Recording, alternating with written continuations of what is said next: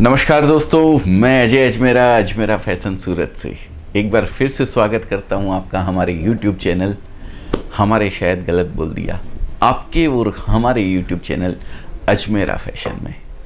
दोस्तों, आज इस वीडियो में मैं आपसे कपड़ों के बारे में, कपड़ों के बिजनेस के बारे में, कपड़ों के बिजनेस के भविष्य के बारे में बात करूंगा। दोस्तों, समय कोई भी हो, आज का, कल का या आने वाले कल का, बिजनेस शुरू करने से पहले हर कोई इस चीज़ के बारे में ज़रूर सोचता है कि जो बिजनेस मैं करने जा रहा हूँ इसका फ्यूचर क्या होगा, कैसा होगा। लगभग 30 साल पहले जब मैं भी कपड़ों के व्यवसाय से जुड़ा था तो मेरे माइंड में भी क्वेश्चन आया था कि जो काम मैं करने जा रहा हूँ इसका फ्यूचर कैसा होगा। क्या आज से 10-20 साल बाद ये कपड़ों की डिमांड ऐसी ही बनी रहने वाली है? हालांकि उस समय मेरे पास इन सवालों का जवाब देने के लिए कोई नहीं था, और सच कहूँ तो मुझे इसकी चिंता भी नहीं थी। 20-22 साल की उम्र में जोश अधिक होता है और होश कम होता है और कई बार ये अच्छा भी होता है, क्योंकि मैंने देखा है जो लोग बहुत ज़्यादा होश में रहने की कोशिश करते हैं अक्सर उनका जोश पहले ही मर जाता है और वे लाइफ में कुछ खास नहीं कर पाते। तो मेहरबानी है ऊपर वाले की कि उस वक्त मैंने बिजनेस करूं या ना करूं को लेकर किसी से अधिक सलाह नहीं ली, वरना क्या पता कोई सलाह दे देता और मैं आज इस कपड़ों के बिजनेस से ही नहीं जुड़ पाता और एक नौकरी छोड़कर इस बिजनेस को नहीं कर पाता। खैर, ये तो हो गई पुरानी बात। तब इंटरनेट का ज़माना नहीं था, लेकिन आज इंटरनेट है, यूट्यूब भी है, और आपके साथ अपनी नॉलेज शेयर करने के लिए आपका ये बिजनेस पार्टनर कह लीजिए या दोस्त कह लीजिए, वो भी है।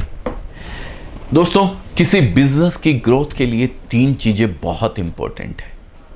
पहला, मार्केट डिमांड। दूसरा, डिमांड पूरी करने के लिए रॉ मटेरियल और फैक्ट्रियों में काम करने वाले हाथ यानी ह्यूमन रिसोर्सेज। और तीसरा होता है, क्या उस बिजनेस से रोजगार पैदा हो रहा है। तो ये 3 चीज़ों को अगर हम साथ लेके चलते हैं तो कोई भी बिजनेस फेल होने के चांसेस 0% हो जाते हैं। अब कपड़ों के बिजनेस के कॉन्टेक्स्ट में हम इन 3 चीज़ों को एनालाइज करते हैं। पहला, मार्केट डिमांड।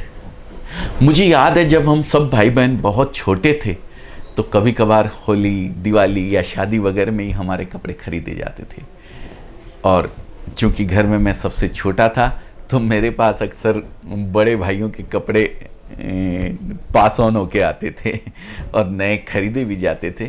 तो वे इतने बड़े होते थे कि आप अगले 5 साल तक उसमें फिट बैठ जाओ।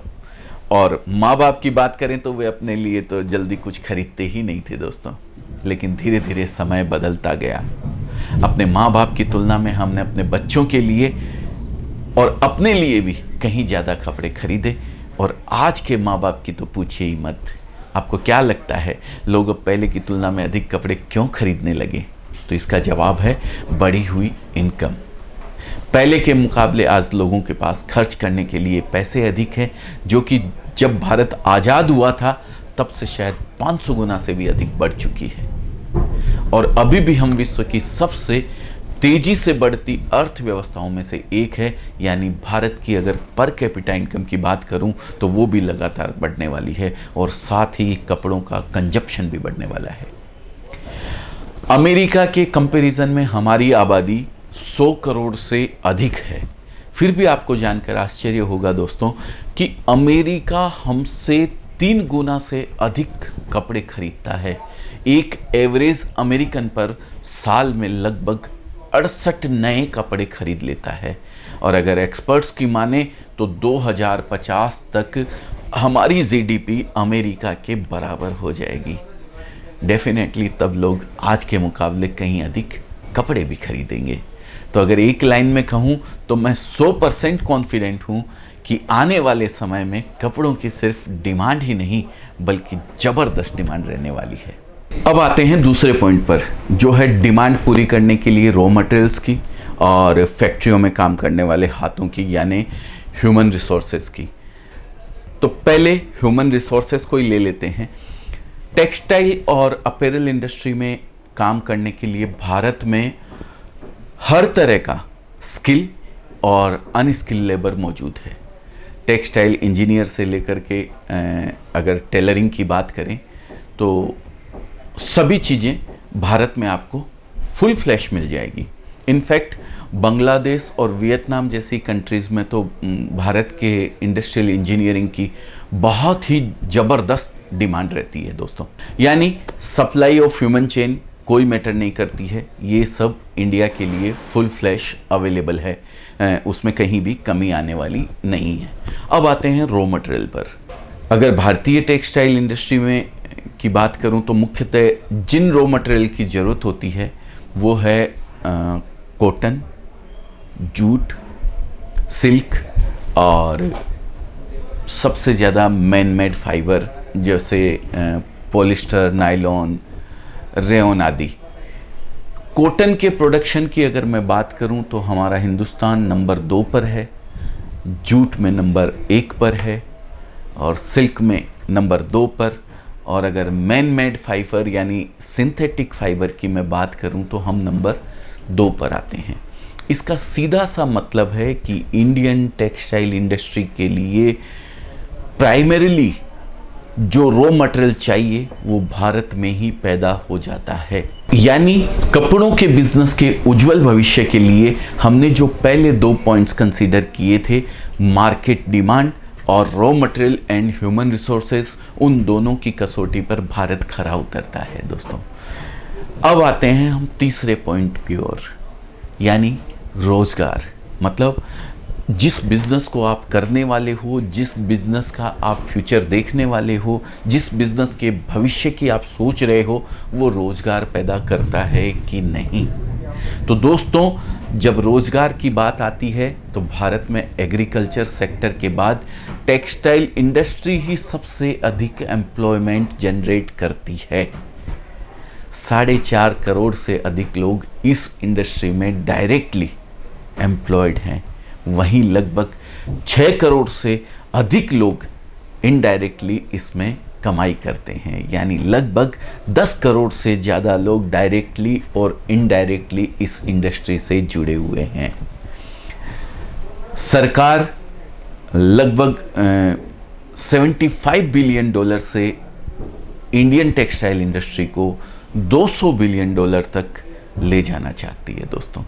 सिर्फ एक्सपोर्ट की ही अगर बात करूं तो सरकार अगले 5 साल में इसे $40 बिलियन से $100 बिलियन तक ले जाना चाहती है। इसलिए सरकार समय समय पर इस सेक्टर को बूस्ट करने के लिए स्कीम्स भी लाती रहती है। अभी की बात करें तो टेक्नोलॉजी अपग्रेडेशन फंड स्कीम के तहत सरकार लगभग 18,000 करोड़ रुपए खर्च कर रही है दोस्तों।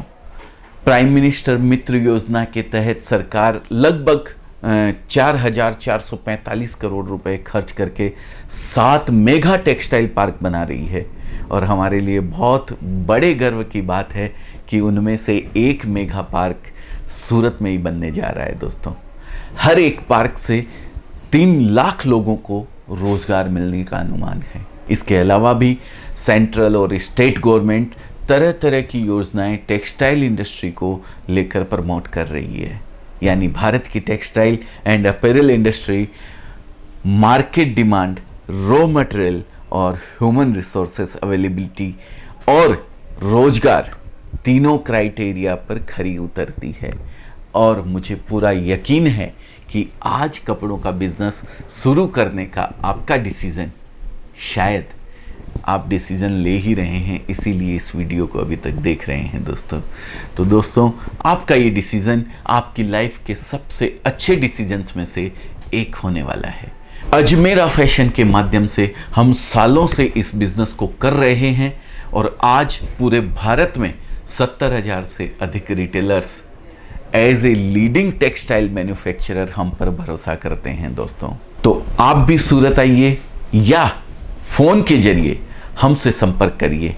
एक छोटे से निवेश के साथ शुरू किया गया ये कपड़ों का बिजनेस शायद आपको आर्थिक रूप से तो सक्षम बनाएगा ही, साथ ही समाज में आपके सम्मान को भी बढ़ाएगा।